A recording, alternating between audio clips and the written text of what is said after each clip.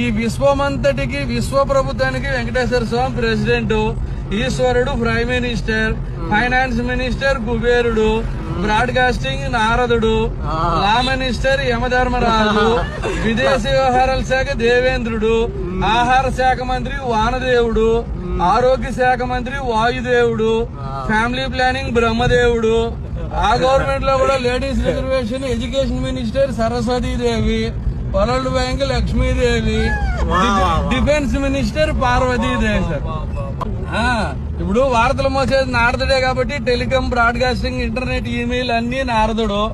యమధర్మరాజుకి ఏం పని? కోటీశ్వరుడు టైం అయినా తీసుకెళ్తాడు, కూల్ చేసుకున్నాడు టైం అయినా తీసుకెళ్తాడు. తప్పు చేసినాడు ఆయన దగ్గర పనిష్మెంట్ గ్యారంటీ కదా, లా అండ్ ఆర్డర్.